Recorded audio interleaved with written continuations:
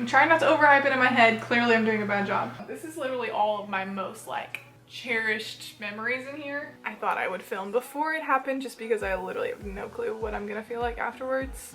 This is the time of my life that I dreaded the absolute most.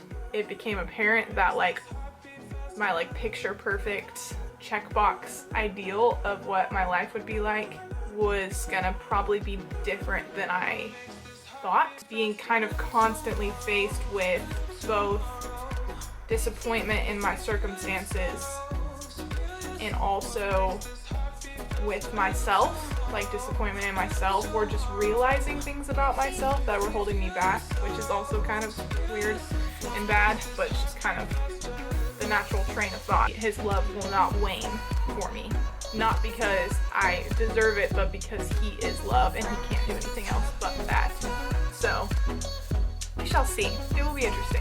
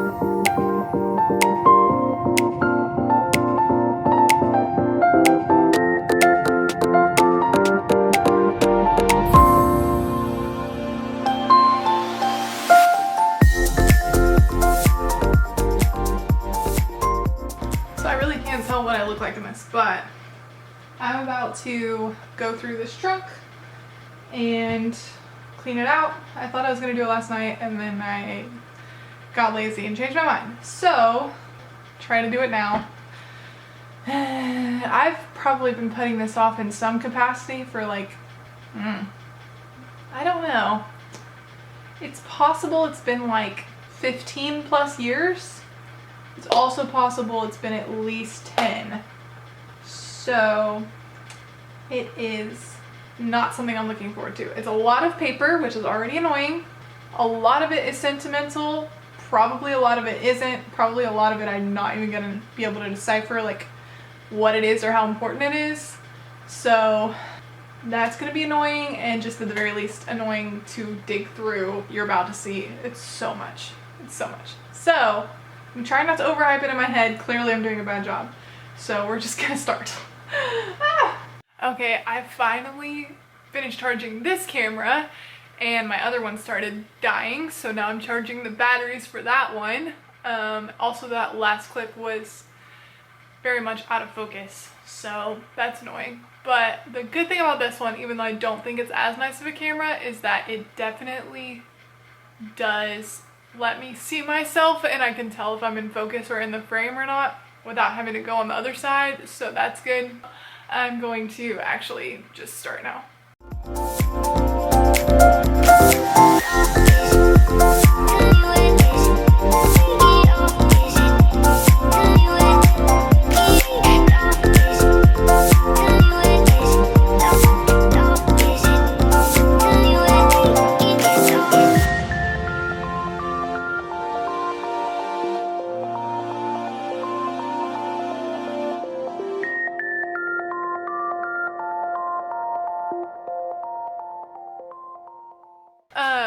So anyway, I found this journal and I was looking through it and I drew little fairies in here and named them. I don't know, just like the amount of things that I like.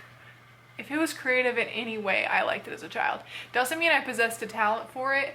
Doesn't mean that I stuck with it long term. It just means that I tried it and I'm still that way, honestly. It's just that like some things I've realized that I don't enjoy as much as others creatively, or that I'm not as good at, and so I kind of gave up. Just love it. I love creative things. But anyway, so I drew little fairies in here. I'm not going to show them to you. They're terrible. That's what's been so fun. This is literally all of my most like childhood, artistic, cherished memories in here. There's also a lot of dust and a lot of random paper I don't need, as you can see probably by this pile here. Actually, you can't really see it, but it's pretty big. Ugh. Okay.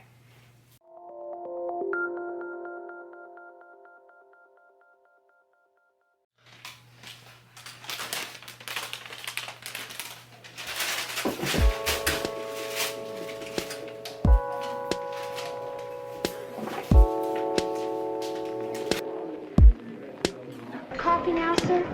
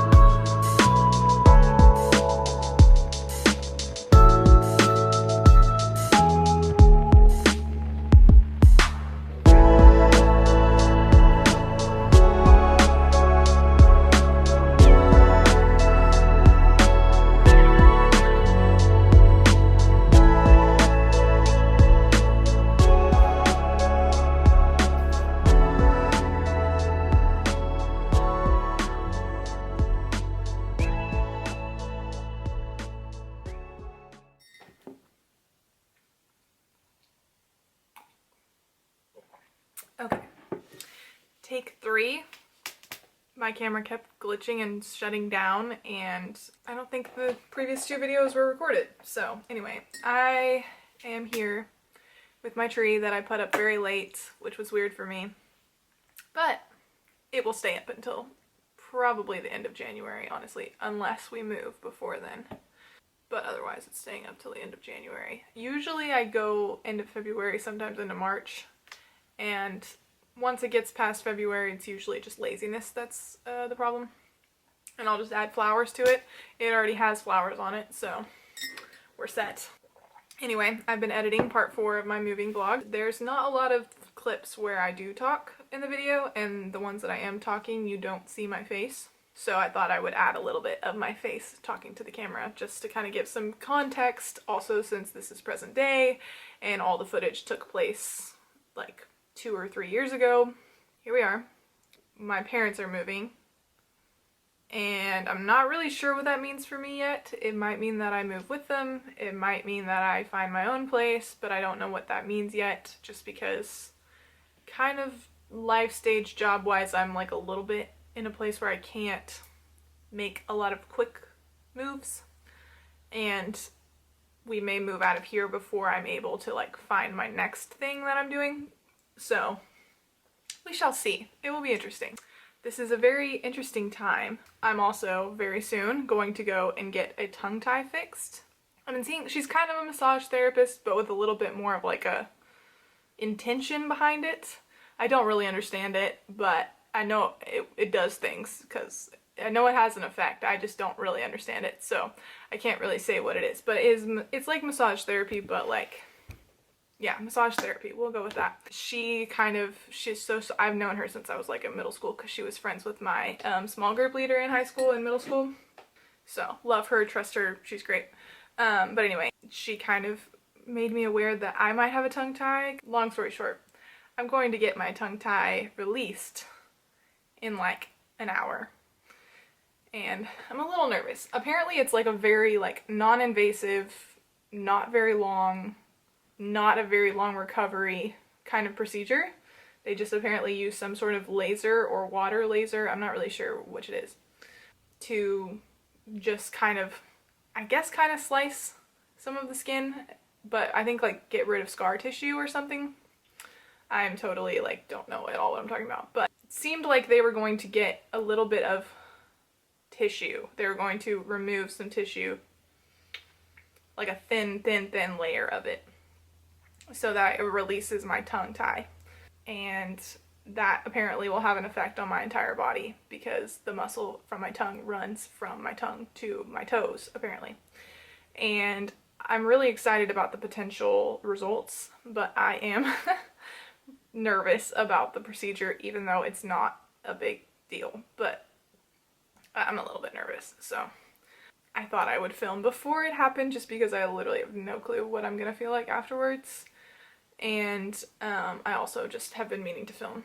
I don't really know what to say. A lot has happened in the past 2-3 years.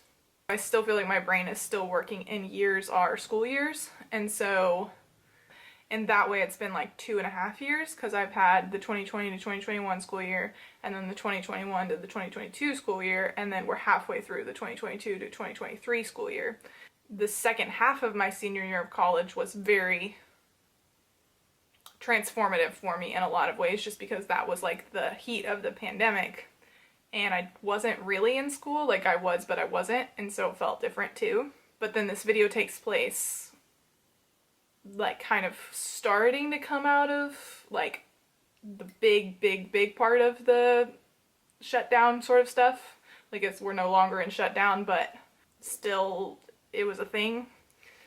Whereas now it doesn't feel as much like a thing. There are lots of ramifications that have kind of rippled out, but it's not like we're not in the middle of it anymore. So I don't really know. It's been a blur, to say the least. It's been a blur. From the beginning of 2020 until now has been a complete blur. But also, I will say, this is the time of my life that I dreaded the absolute most because I thought, well, I dreaded it and I looked forward to it at the same time. In my head, I thought that this would be the time of my life where I would basically, all of my dreams would culminate and I would get everything in my life would finally come together. I would be married, I would have a career that I really liked and was, I guess, mildly successful at. I would be living with my husband, doing my career, would maybe even be beginning to think about having kids or starting to have kids.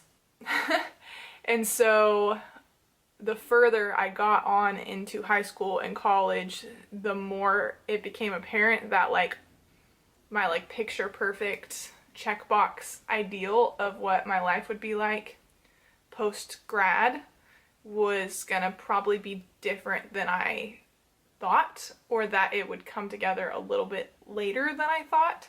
Up to my senior year of college was when I really started to sink in that I probably wouldn't get married very close post-grad, and that I wasn't really headed in any strong direction career-wise. Like I hadn't really done enough work on my career to get anywhere. And so the past couple of years have mostly just been me working on myself and trying to get healthy and healed and all of the buzzword terms that people say, just trying to build my spiritual foundation and deepen my faith and learn more about God and the Bible and build community. I already had community, but like deep in it, they have been extraordinarily transformative while also being very painful and a blur and nothing like I thought they were going to be. And I think out of that disappointment of things, a lot of things not at all going the way that I thought they were going to or the way that I wanted them to, and being kind of constantly faced with both disappointment in my circumstances and also with myself, like disappointment in myself or just realizing things about myself that were holding me back or decreasing my joy and my faith and my growth. But then also being like, okay, well, now that I know what these are and I have resources to work through them, I'm seeing a lot of growth and I'm seeing a lot of transformation. And in things not going the way that I want, I'm seeing, one, that I can just survive, like that I'm fine. Borderline worst case scenario happened and we got on the other side and it was fine. I'm still here. And I'm maybe even better for it because now I know I can survive the worst case scenario, you know?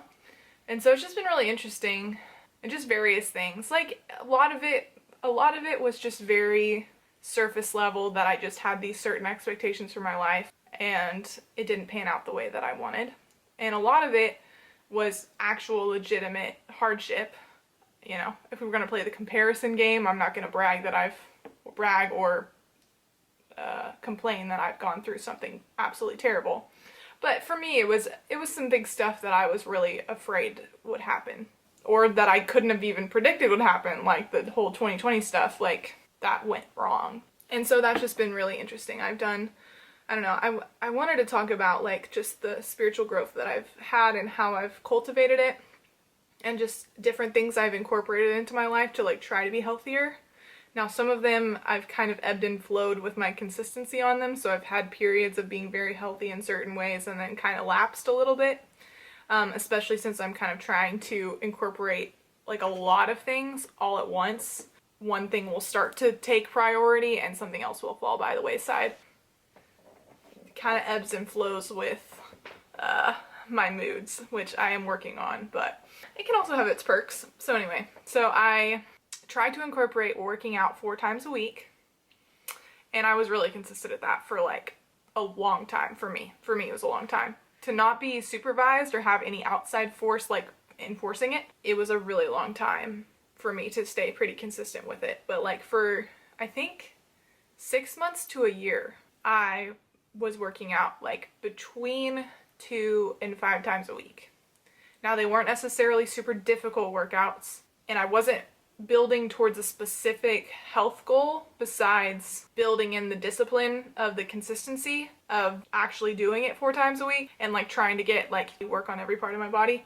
And then also I was mostly just trying to get more flexible, because just the way that my body is, and the tongue tie probably plays into that quite a bit. That's why I'm trying to get the tongue tie fixed. But just the way that my body is, it's not quite aligned. And so though I wouldn't say I have chronic pain, I have like chronic discomfort that I like feel like I can't ever get comfortable, and I feel like my neck doesn't stand straight, and I feel like my jaw isn't straight, which it isn't, but, and I feel like my shoulders are never like even, and my back's never even, and my hips are never even, and my legs are never even. And so one side of my body is pretty much always tighter than the other, and the other one feels too loose, and I never feel like I'm sitting straight. And even while I'm doing the workouts, I feel like I'm like, am I even right now? Like, I can't tell.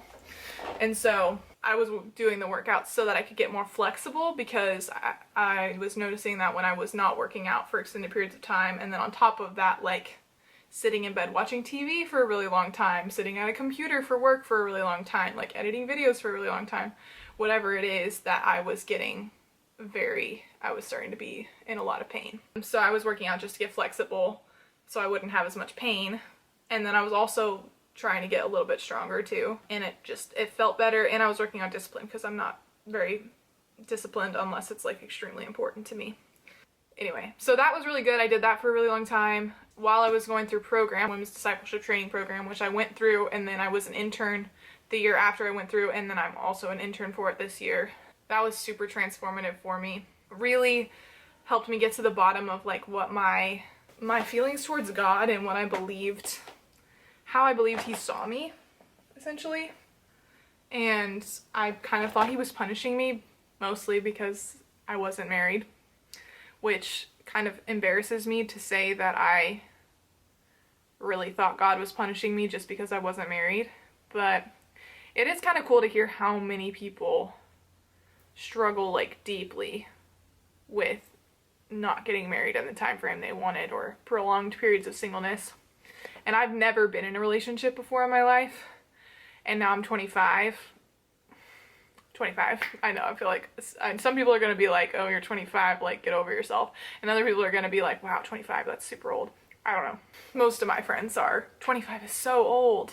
But then I'm in the Heart of Dating Facebook group, which is another thing I've been doing. And there's like hundreds and hundreds and hundreds of people in there. Some of them are 20 and feeling upset about being single. Some of them are 40. It ranges all over the place. I was really mad at God and thought he was mad at me because I was single. I really had to start pinpointing and unraveling that, and I'm still having to do that, but I think I've come a really long way.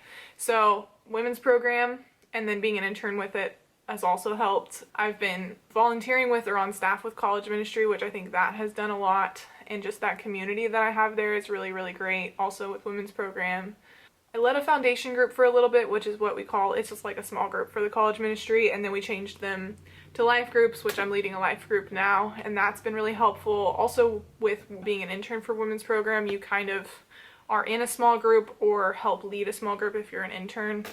You always learn more when you teach, I feel like.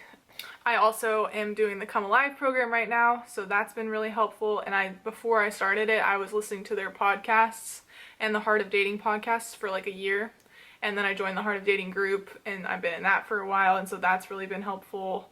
Been kind of on a journey with like trying to understand, just trying to like work on my mindset in dating, because I just really did not have any dating experience, and I had very set ideas about what it should look like and very, very high expectations, and wasn't very good at putting myself out there, and also just had a really tortured relationship with my identity in relation to being single or dating or my future marriage, and just really looking for someone to prove my worth or to prove my identity, even though I didn't do it by clinging to people and like staying in relationship, but I did it by, I don't even know how to explain it. I just thought that one day my husband would rescue me, like I was looking for a rescuer, which is a kind of a Enneagram 4 thing, but also I think even just a woman thing that we are looking for, or a human thing actually, because all humans know they need a savior, and that's Christ.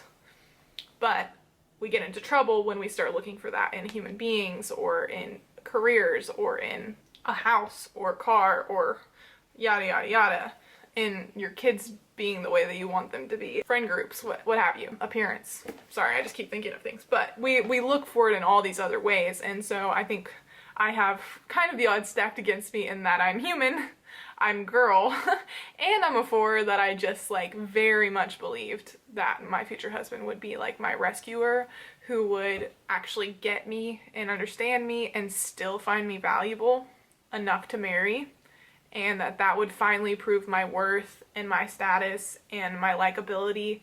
And one, just like externally, I'd be checking the box of people believing that you have value if you're married, people believing you're a good enough person if you get married, which is annoying. But then also just internally, me not really believing that I was lovable or worthy of love, which I'm not technically, but I also already have it. I was looking for someone else to prove that I was worthy of love, inherently, like in and of myself, by loving me. And it being also someone that I deemed worthy enough to make me worthy, which is also kind of weird and bad, but it's just kind of the natural train of thought. And so I've been really working on believing that I do not have worth in and of myself, but yet the God of love chooses to love me anyway, and my identity is firmly planted in him, and my worth is firmly secure in him, and his love will not wane for me. Not because I deserve it, but because he is love and he can't do anything else but that. and also that I'm saved, so I'm secure in him in that way. And then I can then hopefully someday let a marriage be an overflow of that, both in me loving out of that place, but also in me receiving love as a blessing on top of the love that I already have. And I say all this, I am actively working on it, and I falter frequently. So it's really something I'm having to work on.